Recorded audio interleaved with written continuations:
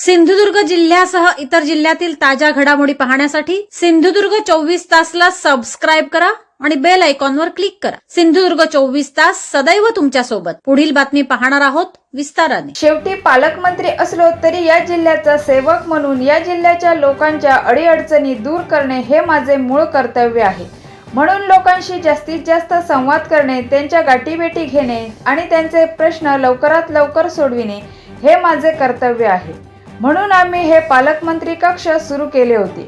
त्याप्रमाणे आज या पालकमंत्री कक्षामध्ये बसून माझ्या जनतेच्या ज्या काही अडीअडचणी आहेत, निवेदनं आहेत, ते सोडविण्याच्या दृष्टिकोनातून आज आम्ही ही संवादाची बैठक इथे आयोजित केली होती। लोकही गर्दी करतात, काय सांगा? शेवटी पालकमंत्री असलो तरी या जिल्ह्याचा सेवक म्हणून या जिल्ह्याच्या लोकांच्या अडीअडचणी दूर करणं हे माझं मूळ कर्तव्य आहे आणि म्हणून लोकांशी जास्तीत जास्त संवाद करणं, त्यांची गाठीभेटी घेणं आणि त्यांचे प्रश्न लवकरात लवकर सोडवणं हे माझं कर्तव्य आहे आणि म्हणून आम्ही हे पालकमंत्री कक्ष सुरू केला होता आणि त्याप्रमाणे आज ह्या पालकमंत्री कक्षामध्ये बसून माझ्या जनतेची जे काही अडीअडचणी आहेत, निवेदनं आहेत, ते सोडवण्याच्या दृष्टिकोनातून आज आम्ही हा संवादाची बैठक इथे आयोजित केली होती। मोठ्या प्रमाणामध्ये लोक आली, त्यांनी त्यांचे निवेदनावर आमच्याकडून न्याय मिळवून घेतला आणि असंच या जिल्ह्यामध्ये जिल्ह्याच्या जनतेशी सातत्याने संवाद ठेवणं। आता माझ्याबरोबर आमचे जिल्हा परिषद अध्यक्ष पण आहे, जिल्हा बँकेचे अध्यक्ष आहे, उपाध्यक्ष आणि अन्य लोकप्रतिनिधी पण इथे आहेत आणि म्हणून जनतेचे सेवक म्हणून आम्ही जेवढे जास्त जनतेच्या जवळ जाऊ, जनतेला थांबून ठेवण्यापेक्षा जनतेचे प्रश्न लवकर सोडवणं हे आमचं काम आहे, कर्तव्य आहे आणि तेच आम्ही करण्यासाठी आज इथे जमलेलो आहे। अनधिकृत व्यवसायावरती आपण धडक कारवाई करताय, मात्र आता जर बघितलं तर कालावड खाडीमध्ये मोठ्या प्रमाणात वाळू उपसा होते आणि या ठिकाणी तहसीलचे ग्रामस्थ आंदोलन करतायत उतरून। कालच त्या संदर्भात आमदार निलेश राणेजी असतील, मी स्वतः असेल, आम्ही सगळे शासकीय यंत्रणेच्या संपर्कात आहोत, महसूल यंत्रणेच्या संपर्कात आहोत। अनधिकृत अशा पद्धतीचा कोणी वाळू उपसा करत असेल तर आम्ही जिल्हा प्रशासन म्हणून आम्ही सहन करणार नाही। म्हणून त्या पद्धतीचे निर्देश आणि आदेश संबंधित अधिकाऱ्यांना दिलेले आहेत आणि म्हणून या सगळ्यावर करडी नजर आमच्या लोकांची आहे। म्हणून जनतेने निश्चिंत राहावं। शक्तीपीठ महामार्गाचे काही गावं आहेत ते वगळण्यात आले, काही गावं ॲडिशनल ऍड करण्यात आले, त्याच्यामध्ये कशा प्रकारे हा रूट असेल आणि त्याचा फायदा कसा होणार? बघा, शक्तीपीठ महामार्ग हा आपल्यासाठी विकास मार्ग आहे। जेव्हा त्याचा ओरिजिनल प्लॅन बाहेर आला तेव्हा मी असो, आमचे मनीष दळवीजी असो, आम्ही काही मंत्रालय स्तरातल्या अधिकाऱ्यांबरोबर बसलो आणि त्याच्यामध्ये बाधित झालेली गावं ज्याच्यामध्ये आमचं बांदा बाजारपेठ पण बाधित होत होता, अन्य प्रमुख गावं पण बाधित होत होती आणि तिकडच्या सगळ्या लोकांशी चर्चा केल्यानंतर आदरणीय राणे साहेबांनी कलेक्टर ऑफिसमध्ये, मुख्याधिकारी जिल्हाधिकारी कार्यालयामध्ये बैठक घेतली आणि मग तिथेच आमचं ठरलं की लोकांचे जे विरोध आहेत, बांदा ही आमच्या जिल्ह्यातली फार प्रमुख बाजारपेठ आहे, म्हणून अशा बाजारपेठांना किंवा अशा गावांना वगळून हा महामार्ग जो विकासाच्या दृष्टिकोनातून अतिशय महत्त्वाचा आहे, त्याला आपण जो प्लॅन होता त्याचा जास्त फायदा गोवाकडे होत होता, कारण तो रस्ता निघतच होता डायरेक्ट गोव्यामध्ये। आपण सुचवलं की बाबा महामार्ग करतच असाल तर तुम्ही जिल्ह्याला त्याचा फायदा कसा होईल या दृष्टिकोनातून आपण पहा। त्याप्रमाणे 0 पॉईंट आणि मळगाव या दोन्ही पॉईंट आम्ही सुचवलेले आहेत। त्याप्रमाणे MSRD संबंधित खातं याबद्दल अभ्यास करतायत। मी एक जिल्ह्याचा पालकमंत्री म्हणून आदरणीय मुख्यमंत्र्यांचे सल्लामसलत करल्यानंतर मी जिल्ह्याच्या आणि त्या भागाच्या लोकांना विश्वास देतो, सगळ्यांना विश्वासात घेऊनच हा विकास मार्ग पूर्ण करण्यात येईल, शक्तीपीठ मार्ग पूर्ण करण्यात येईल। शेवटी आम्ही महामार्ग का बनवतो? इथे रोजगार निर्मिती झाली पाहिजे, इथे उद्योग आले पाहिजे। आज शक्तीपीठमुळे मोठ्या प्रमाणामध्ये उद्योग आणि व्यवसाय आमच्या जिल्ह्यामध्ये येऊ शकतात। प्रत्येकाच्या त्याच्यामध्ये प्रश्न असू शकतो, काही लोकांचा विरोधी असणार, कारण का शेवटी कुठलाही प्रकल्प आला तर त्याला 100% लोकांचा पाठिंबा कधी कधी भेटत नाही। पण शासनचे प्रतिनिधी म्हणून आम्ही जनतेशी संवाद करायला तयार आहोत. जनतेने कुठल्याही अफवांवर विश्वास ठेवू नये अशी विनंती मी जिल्ह्याचा पालकमंत्री म्हणून करेन. माझं कार्यालय तुमच्यासाठी 24 तास उघडं आहे.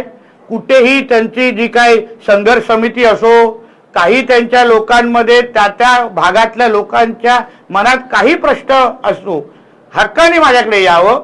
मी त्यांना बसून 1 तास 2 तास पुरा दिवस त्यांना समजून देण्यासाठी तयार आहे. जेव्हा पण फायनल प्लॅन तयार होण्याच्या अगोदर, परत सांगतो, फायनल प्लॅन तयार करण्याच्या अगोदर ह्या बाबतीमध्ये त्या भागातल्या लोकांशी बोलण्यात येईल, प्रेझेंटेशन दिलं जाईल. खासदार साहेब असो, आमदार जी साहेब असो, सरपंच असो, सगळ्या लोकांना एकत्र बसून असा प्लॅन येतोय हा दाखवण्यात येईल. त्याच्यामध्ये पण काही सूचना असतील त्याही घेतल्या जातील आणि त्या सगळ्यांना विश्वासात घेतल्यानंतर शक्तीपीठ महामार्ग आपल्या जिल्ह्यामध्ये होईल. म्हणून ह्याच्यामध्ये कुठलंच किंतु परंतु नाही. कोणीही काही छापत असेल, जोपर्यंत संबंधित शासकीय खातं अधिकृत त्या बाबतीची सूचना काढत नाही, नोटिफिकेशन काढत नाही, अधिकृत शासकीय पत्र जोपर्यंत तुमच्या हातात येत नाही, कुठल्याही अफवांवर विश्वास ठेवू नये.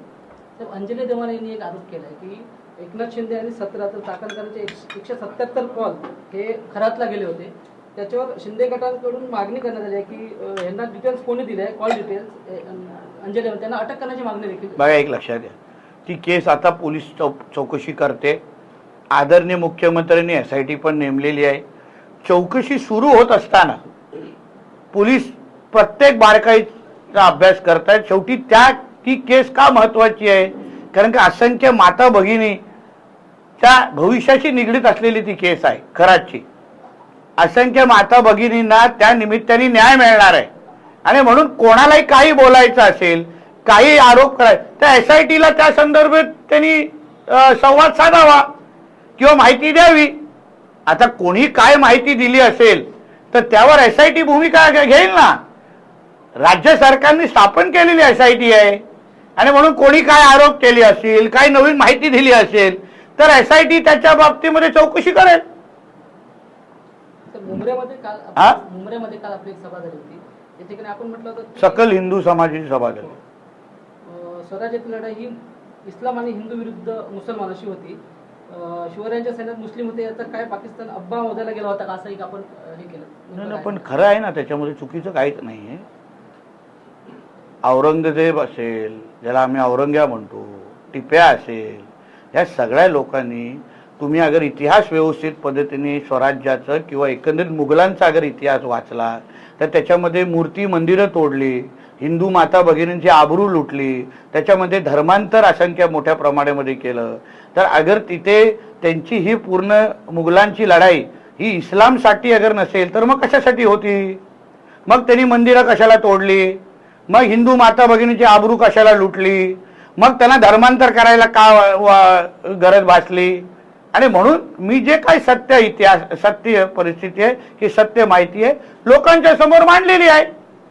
कोणाला त्याच्यावर काय आक्षेप असेल तर बोलतील ना माझ्याशी. जेव्हा छत्रपती संभाजी महाराजांना जेव्हा औरंगजेब मारत होत, म्हणजे जे काय त्यांचे हाल करत होता, तेव्हा त्यांच्याकडून स्वराज्य मागितलं नाही, त्यांची दौलत मागितली नाही.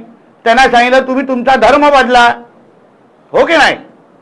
मग ती लढाई धर्माचीच होती. तेच तर मी काल बोललोय.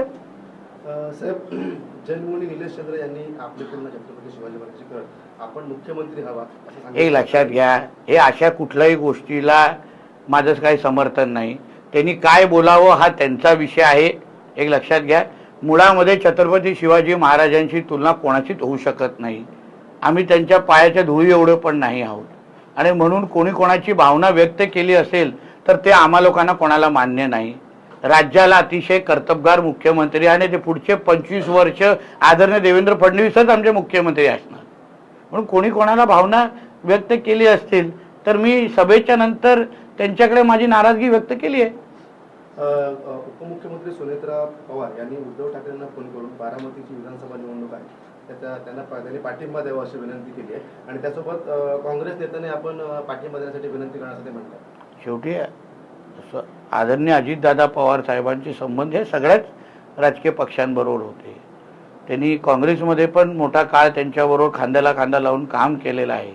आज त्यांच्या दुर्दैवी मृत्यूनंतर मुळात ह्या निवडणुका ह्या बिनविरोध झाल्या पाहिजे. हे निवडणुका किंवा राजकारण करण्याची वेळ नसते. एक समाजामध्ये एक चांगले संकेत द्यायचे असतात, संदेश द्यायचे असतात.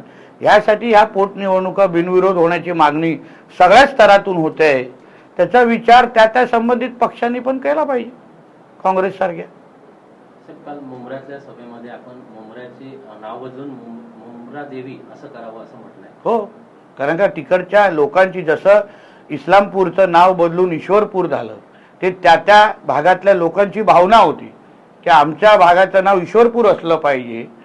तसंच त्या भागातल्या मुंब्र्यातल्या राहणाऱ्या लोकांची भावना मोठ्या प्रमाणामध्ये अशीच आहे की त्याचं नाव मुंब्रा देवी असली पाहिजे. आणि त्यांची भावना मी माझ्या भाषणातून व्यक्त करून दाखवलेली आहे. आता राज्य सरकारपर्यंत ही भावना पोहोचवण्याचं काम माझ्यासारख्या कार्यकर्त्याचं आहे आणि ते काल भाषणाच्या माध्यमातून पोहोचवलं. पुढे जाऊन पाठपुरावाही करीन. शेवटी तिकडच्या लोकांच्या भावनांचा आदर करणं हे आमचं कर्तव्य आहे. ते आम्ही आमच्या माध्यमातून करू. सिंधुदुर्ग जिल्ह्यासह इतर जिल्ह्यातील ताज्या घडामोडी पाहण्यासाठी सिंधुदुर्ग 24 तासला सबस्क्राईब करा आणि बेल आयकॉनवर क्लिक करा. सिंधुदुर्ग 24 तास सदैव तुमच्या सोबत.